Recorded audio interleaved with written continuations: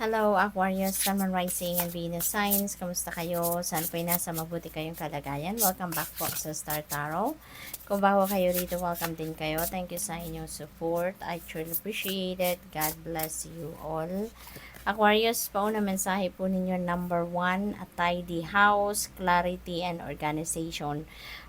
So, ang ganap, no, for some of you dito, Aquarius, maybe ano kayo, fragmented ang isip ninyo, maybe it's all over the place, kaya you're needing some kind of clarity of thought sa ngayon, ano?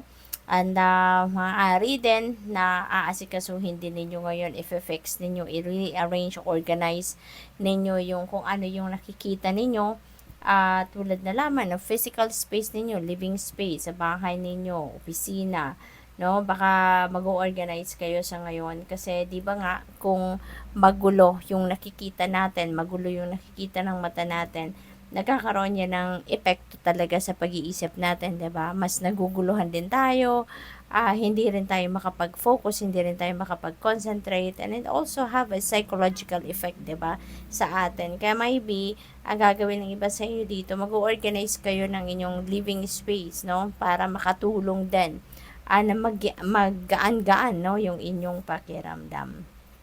So, what else? We have number 36, needing direction. Ayan na nga, wala talaga kayo sa focus. You are lost, feeling lost, no? Sa ngayon, you have, siguro kailangan ninyo ngayon ng clear direction of where you are heading, no?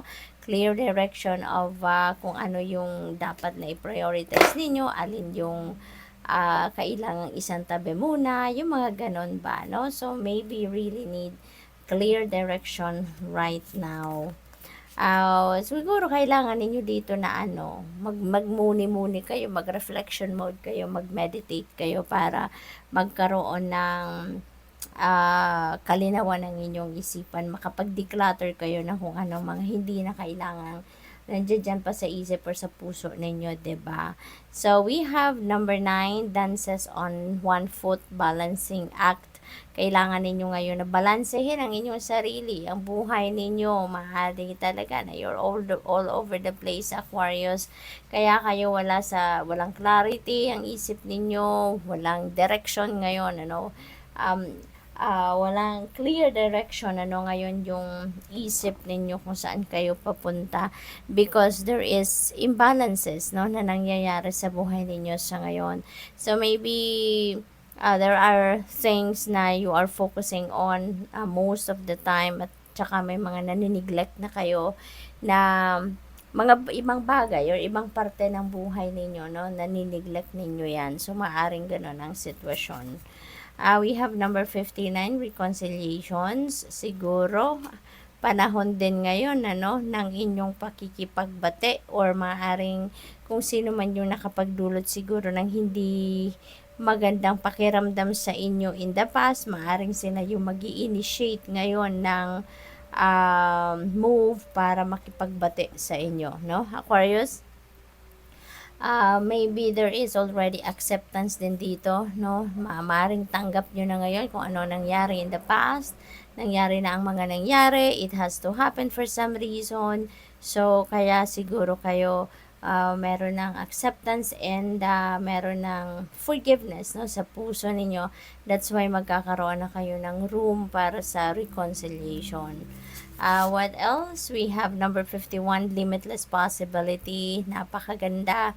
Parang the stars are aligning for you sa ngayon, at may mga parating na iba't ibang posibilidad and oportunidad, no, sa buhay ninyo.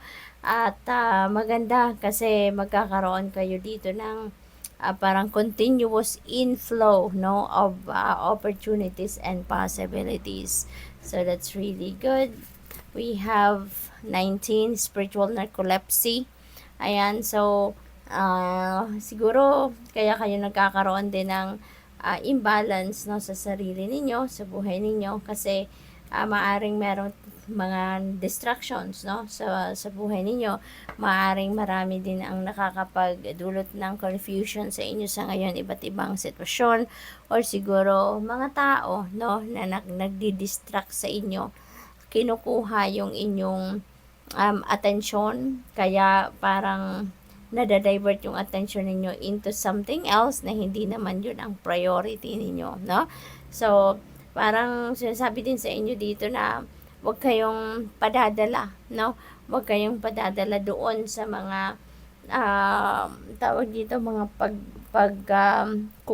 kukumbinsi sa inyo ng mga tao ng para i-prioritize ninyo ang ibang bagay rather than kung ano talaga yung inyong mga ambitions, mga aspirations, yung mga ganon. Kasi maybe may mga tao dito na are trying to get your attention, no? At nako-compromise yan ang sarili ninyong mga pangarap, nako-compromise ang mga sarili ninyong plano. Okay? So, what else? We have number 5, completion, closing door. So, parang meron ditong tatapusin na kayo na chapter sa buhay ninyo. It could also be relationships. Pwede rin naman relationship with your person, relationship with kaibigan, diba? Relationship with a business partner. So, depende sa inyong sitwasyon. Maybe you are cutting cords between you and a certain people or certain person or a certain situation, no? Completion, siguro meron din kayong task or trabaho or kontrata na matatapos nyo na. Maybe you are, yung parang ma-accomplish nyo na sa ngayon kung ano man yung dapat ninyong ma-accomplish dyan. Kaya makukompleto, matatapos mo na. Okay? So, what else? We have number 54, initiation. Ayan. So, this is crossing.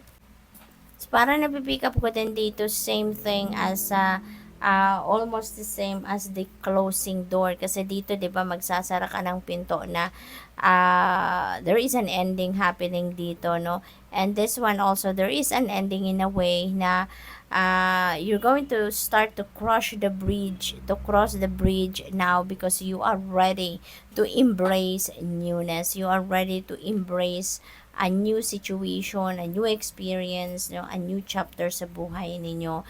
So, dito, talagang on this side, magsasara ka talaga ng pinto because you are removing something or someone sa buhay ninyo na hindi na nagsiserve ng inyong highest good.